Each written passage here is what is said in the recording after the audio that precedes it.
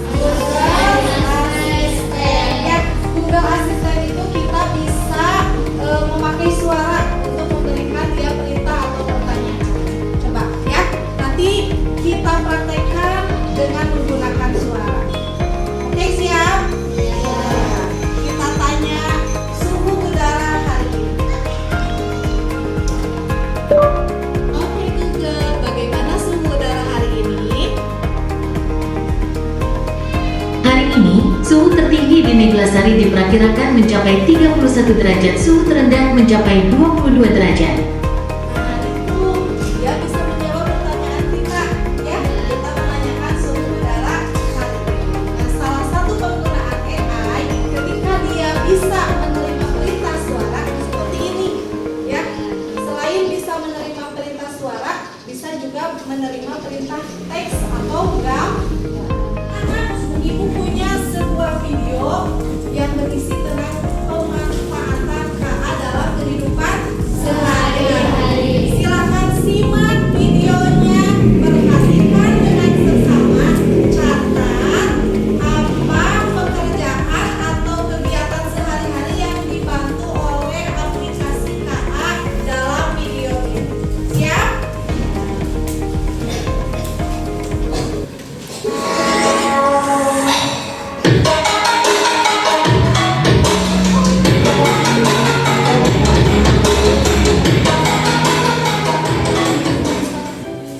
Di sebuah kota modern yang maju, teknologi AI telah menjadi bagian tak terpisahkan dari kehidupan sehari-hari. Mari kita lihat bagaimana AI memberikan manfaat yang luar biasa bagi masyarakat. Di rumah sakit kota ini, AI memainkan peran yang sangat penting dalam pelayanan kesehatan. Sistem AI yang cerdas membantu dokter dalam mendiagnosis penyakit dengan akurasi yang tinggi, berdasarkan analisis ratusan ribu data pasien sebelumnya. Di jalan-jalan kota, mobil otonom berkecepatan tinggi meluncur dengan hasil alami untuk menjawab pertanyaan pelanggan dengan cepat dan akurat. Ini menghemat waktu dan memberikan pengalaman pelanggan yang memuaskan. AI juga berperan penting dalam melindungi keamanan dan privasi. Algoritma AI yang kuat memantau jaringan. Sudah disimak videonya? Kira-kira apa saja penggunaan AI yang ada di video tersebut? Bisa mendiagnosis penyakit, ya. Itu berarti di bidang apa kemarin? Di bidang kesehatan. Dan banyak lagi ya manfaat AI yang lain. Nah, coba setelah kalian menyimak video tadi, ya, kira-kira masalah apa yang bisa dibantu kakak di sekolah kita? Dalam belajar. Contohnya memakai apa? Google untuk apa? Google Translate. Untuk apa Google Translate?